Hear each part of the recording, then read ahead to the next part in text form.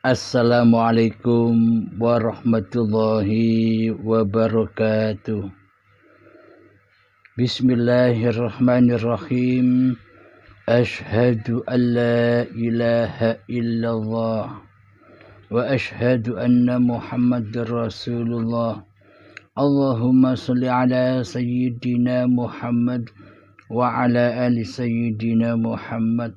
Rabbi israh li sadri wa yassir li amri wahlul 'uqdatam min lisani yafqahu qawli. Amin. Bismillahirrahmanirrahim. Salam hormatku buat para sahabat-sahabatku dimanapun Anda berada. Semoga saya dan kita semua selalu mendapatkan kesehatan zahir dan batin dari Allah Subhanahu wa ta'ala. Amin ya rabbal alamin. Bismillahirrahmanirrahim. Kali ini melanjutkan pertanyaan di episode yang tadi. Mari kita dengarkan pertanyaannya. Assalamualaikum Pak Ustadz, saya Lili dari Madiun mau tanya, sebenarnya hakikatnya sholat itu apa? Dan yang kedua, sebenarnya apa makna dari bidadari yang selalu identik dengan seorang wanita yang cantik, yang berada di surga dan yang diperuntukkan untuk seorang lelaki yang mentaati perintah Allah? Atas semua penjelasannya saya ucapkan terima kasih. Wassalamualaikum warahmatullahi wabarakatuh. Waalaikumsalam warahmatullahi wabarakatuh. Pertanyaannya babagan surga dan bidadari. Jadi hakikat neraka dan surga itu sudah berlangsung ketika masih ada langit dan bumi, atau neraka dan surga itu berlangsung ketika ada hidup dan badan. Hidup itu langitnya, badan itu buminya. Mari kita bacakan surat Hud ayat 106. A'udzu billahi minasyaitonir rajim. Bismillahirrahmanirrahim. Fa ammal ladzina syaqu fa fin nari lahum fiha zafirun wa syahiq. Artinya, adapun orang-orang yang celaka, maka tempatnya di dalam neraka. Di dalamnya mereka mengeluarkan dan menarik nafas dengan merintih.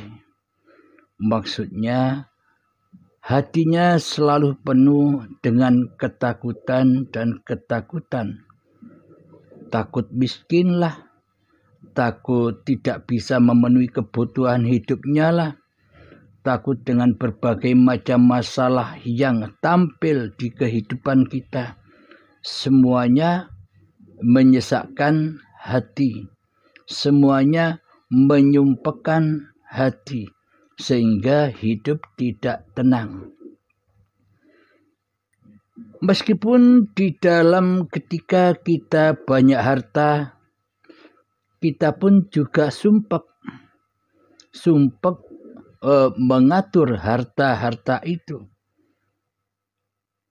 Kita sibuk mencipta-cipta apa yang kita inginkan, sehingga di hati kita yang ada hanyalah dunia dan dunia. Dengan dunialah mereka disiksa, kita disiksa di dalamnya.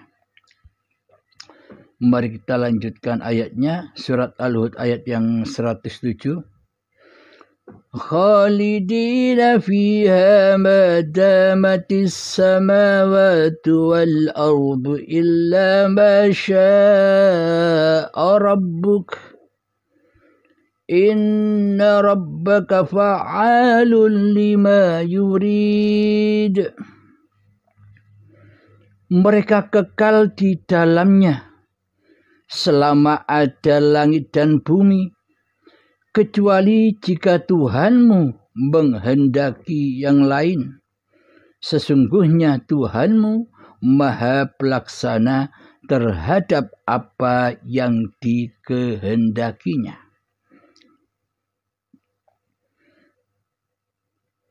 Jadi itulah ayatnya, bahwa sesungguhnya neraka dan surga itu adanya ya saat ketika ada langit dan bumi.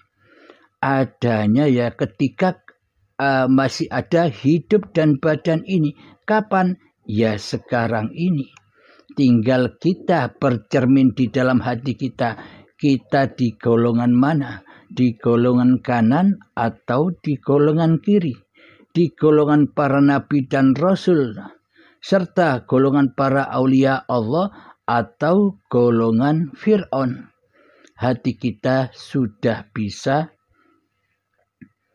menilai, menghisap diri kita sendiri dengan paparan-paparan yang selama ini disampaikannya. Jadi kita bercermin sendiri di dalam hati, posisi kita masih di dalam neraka ataukah sudah di dalam surga. Posisi hati kita su'ul khotimah atau sudah husnul khotimah. Jadi setelah Anda menyerapi, menyelami, menghayati paparan-paparan yang ada di Uripe Allah channel ini, Anda bisa menimbang-nimbang sendiri di mana makom Anda sekarang. Sesuai pertanyaan tentang babakan bidadari, kami ambilkan dari surat Al-Baqarah ayat yang ke-25. A'udzu billahi minasyaitonir rajim. Bismillahirrahmanirrahim.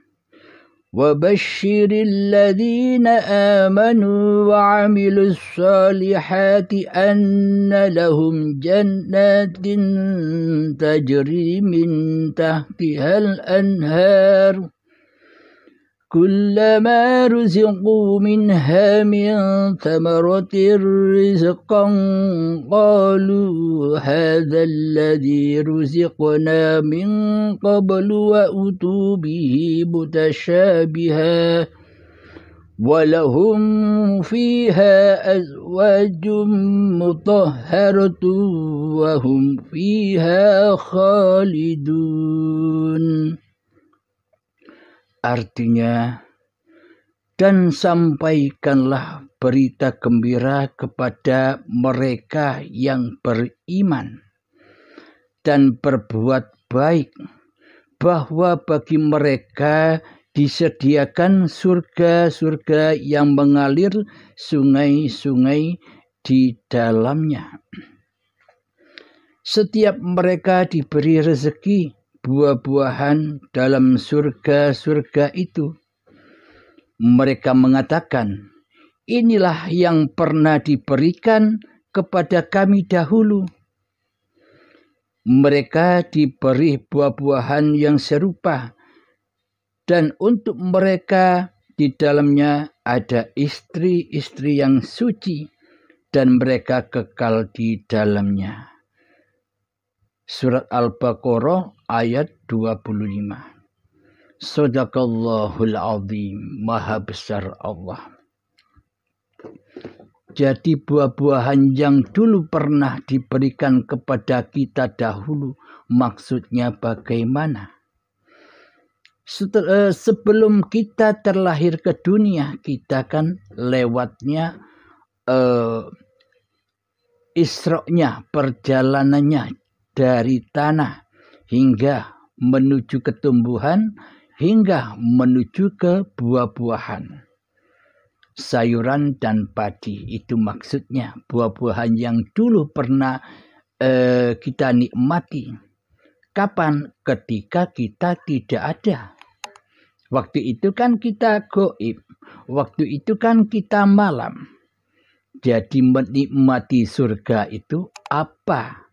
Syaratnya agar bisa menikmati surga apa? Ya harus tidak ada manusianya. Maksudnya tidak ada manusianya itu apa? Dengan iman. Jadi orang-orang yang beriman saja, jadi orang-orang yang bertakwa saja yang bisa merasakan surga. Jadi harusnya bagaimana? Ya harus iman dulu. Ya harus mengenal Allah dulu. Ya harus tahu Allah dulu. Ya harus masuk Islam dulu. Ya harus bersyahadat dulu. Baru bisa masuk surga. Maknanya surga itu adalah alam akhirat, alam lillahi ta'ala, alam akhirat ketika hawa nafsu berakhir menjadi Tuhan yang ada, yang bangkit, yakni esanya Allah setelah manusianya tumbang dari kekuasaannya, setelah iblis dan setannya berakhir masa jabatannya, maka itulah yang dimaksud akhirat, maka itulah yang dimaksud surga Jannatun Naim. Jadi buah-buahan di surga ini, kata ahli surga, seperti buah-buahan yang dulu pernah kita nikmati. Jadi apa maksud surga itu? Jadi ketika manusia kita gaib, itulah surga. Jika diri manusia kita, jika hawa nafsu kita masih wujud, lebih wujud dari wujudnya Allah, ketika hawa nafsu kita lebih hidup dari hidupnya Allah, ketika hawa nafsu kita lebih kuasa dari kuasanya Allah, maka itulah alam neraka. Yang mana nafasnya merintih di dalamnya dengan rasa ketakutan dengan apa yang dicinta-cintainya, yakni hanya dunia yang diburunya, hanya dunia yang menghiasi hatinya, hanya kehormatan dunia yang dicarinya, hanya kebanggaan dunia yang dicarinya, sehingga kehidupannya penuh dengan babakan serta urusan dunia. Maka dari itulah merintihlah nafasnya, tersengal-sengal. Tidak ada Tuhan sama sekali yang berkuasa atasnya, karena dirinya telah merasa mentuhani kehidupan dan badannya, serta mentuhani apapun yang diraih selama ini. Sehingga di dalamnya kita harus menjaga apa-apa yang sudah kita raih. Menjaga agar tidak dicuri orang lain. Jadi hakikatnya kita di dunia ini hidup dengan penuh kemewahan. Hakikatnya kita dibelenggu oleh dunia, dipenjara oleh dunia. Hati kita full dengan dunia dan urusan-urusannya, maka gelaplah hati kita di dalam an-nar. Itulah an-nar itu, ketika manusianya masih menjadi Tuhan daripada menjadi makhluk. Jadi alam surga itu yang bagaimana? Ketika hambanya sudah beriman kepada yang gaib. Alladzina yu'minuna bil ghaibi. Orang-orang yang beriman itu beriman kepada hal yang gaib. Jadi yang dimaksud beriman kepada hal yang gaib itu bukan Allahnya yang gaib. Allahnya itu wujud, nyata, jelas. Jadi hakikat yang gaib, manusia diperintah kembali beriman kepada kegaibannya, ketiadaannya, keadamannya. Jadi manusia makrifatnya harus beriman kepada asal-usul kejadiannya, yakni makhluk yang gaib. Jadi diutus, diperintah beriman kepada yang gaib itu maknanya berimanlah kepada asal-usulmu, bahwa sesungguhnya asal-usulmu itu dari ketiadaan, dari keadaman, dari kegaiban. Ketika kita sudah kembali ke asal-usul kita, ke alam kegaiban, maka nyatalah Allah, maka nyatalah ma'rifatullah. Ketika manusia sudah bermakrifat kepada alladzina yu'minuna bil ghaibi, kepada kegaibannya, beriman, bermakrifat kepada keadamannya, ketiadaannya, baru nyatalah hanya Allah lah yang wujud, hanya Allah lah yang berkuasa, hanya Allah lah yang hidup.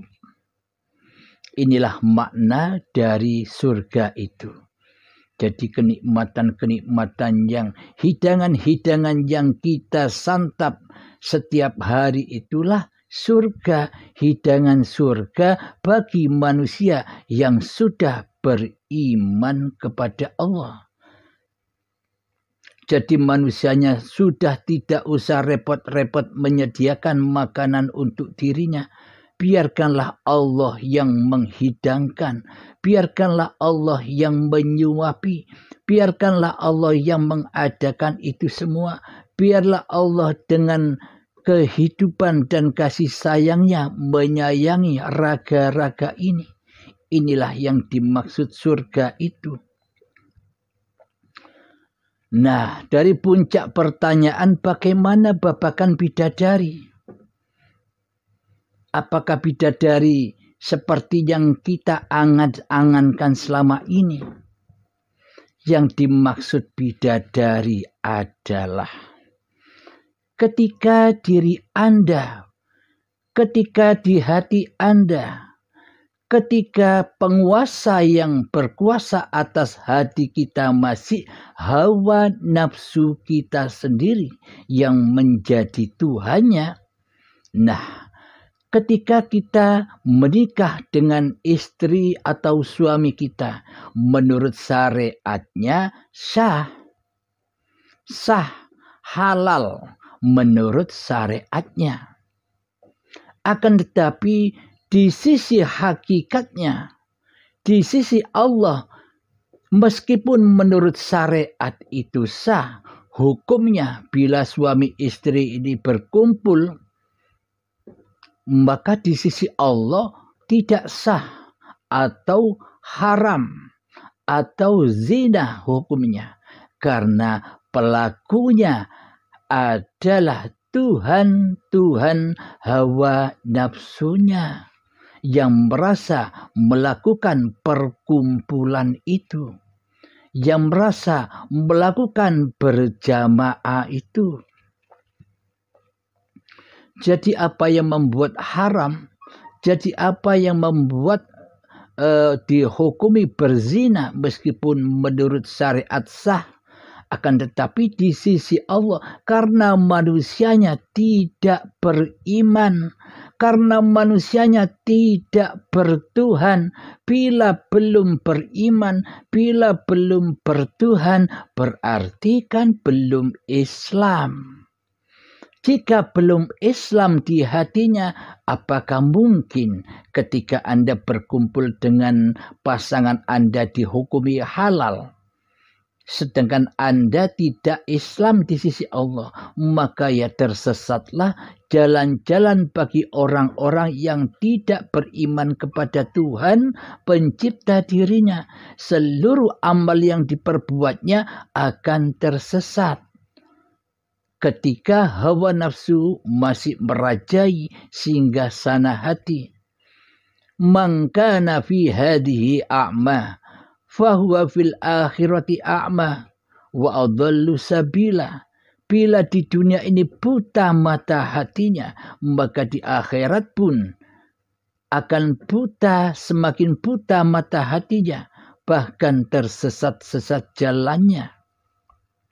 Ini maknanya, bila hati belum beriman kepada Allah, bila hati belum bermakrifat kepada Allah, bila hati belum Islam kepada Allah, maka seluruh apa yang kita lakukan di dalam keharaman, di dalam perzinahan, di dalam kenajisan, karena manusia selama ini mensekutukan Tuhannya dengan dirinya sendiri. Nah, inilah.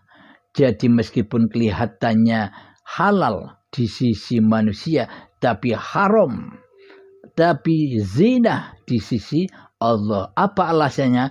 Karena di hatinya masih linafsi, bukan lillahi ta'ala.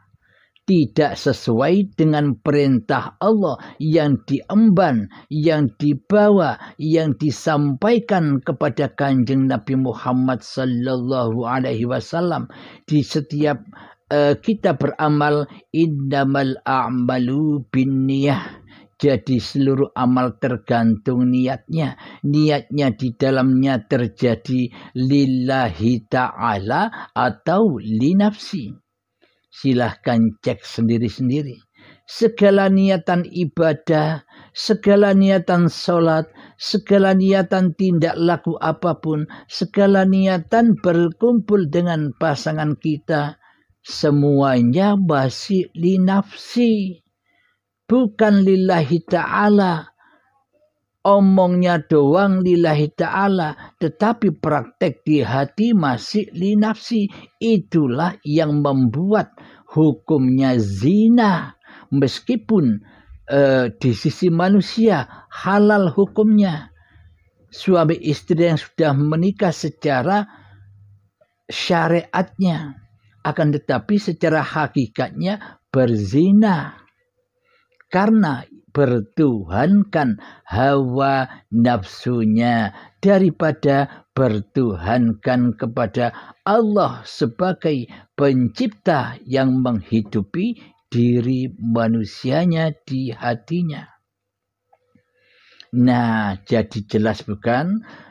Yang dimaksud bidadari itu adalah ketika kita sudah beragama Islam di sisi Allah, yakni sudah masuk Islam, sudah mengenal Allah, sudah bertemu kepada Allah, sudah beriman kepada Allah, maka nyatalah Allah zat yang disembah. Bila sudah mengenal Allah, jadi menyembahnya ya bisa. Mengabdinya ya bisa, karena Allahnya sudah nyata, karena Allahnya sudah wujud, ditandai sudah tidak nyatanya diri manusianya, ditandai sudah tidak adanya diri manusianya di hatinya, yang ada hanyalah Allah, zat yang mencipta dan yang menguasai badan-badan ini selama ini. Jadi maksudnya bidadari yang cantik-cantik itu adalah ketika suami istri ini sudah masuk Islam. Jadi untuk cara masuk Islam yang secara singkat dan kilatnya melalui baiat bagi orang-orang yang dikehendaki. Bagi orang yang tidak dikehendaki oleh Allah, ya belajarlah sendiri sebisa-bisanya. Pokoknya paparannya sudah disampaikan. tujuan pemaparannya sudah disampaikan. Akan tetapi bila kita belajar sendiri tanpa guru, gurunya, syekhnya adalah YouTube. Akhirnya hawa nafsu menyesatkan kepahaman-kepahaman kita.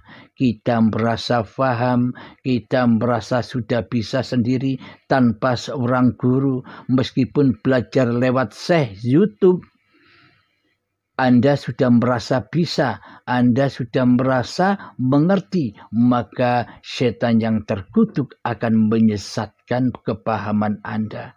Jadi terkadang kepahamannya ini hanya dibuat bekal untuk debat-debatan, hanya dibuat bekal untuk meremehkan orang lain. Karena itulah hawa nafsu yang menjadi syekhnya.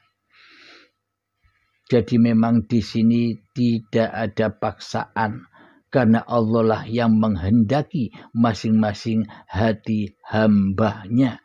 Allah maha menunjuki dan Allah maha menyesatkan hambanya. Jadi semua terserah Allah, zat yang mencipta dan yang melaksanakan seluruh pagelaran alam semesta ini. Jadi yang dimaksud bidadari itu ketika syahnya kita beriman kepada Allah, setelah syahnya kita masuk Islam kepada Allah, setelah syahnya syahadat kita kepada Allah, sejak itulah maka hubungan suami istri ini menjadi halal di sisi Allah. Karena pelaku di dalamnya sudah bukan manusianya. Karena pelaku di dalamnya sudah bukan hawa nafsunya. Di dalamnya sudah af'alullah. Jadi bila af'alullah semua yang berlaku, maka sahlah, maka halallah hubungan itu. Alhamdulillahirabbil alamin. Jadi jelas yang dimaksud bidadari adalah istri-istri kita sendiri yang selama ini berhubungan dengan secara yang kotor atau berzina di sisi Allah, karena di hatinya tidak bertuhankan Allah, melainkan mentuhankan hawa nafsunya.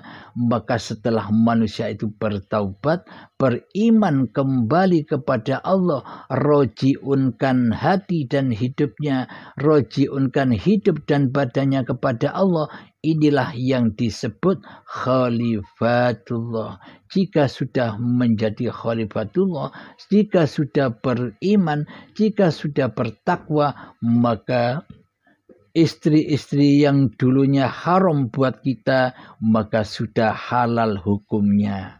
Jadi istri-istri kita lah yang tercantik dari bidadari-bidadari yang tercantik di luar sana. Jadi istri kita lah yang dimaksud bidadari itu. Sudah sah berhubungan karena lillahi ta'ala, bukan karena linafsinya.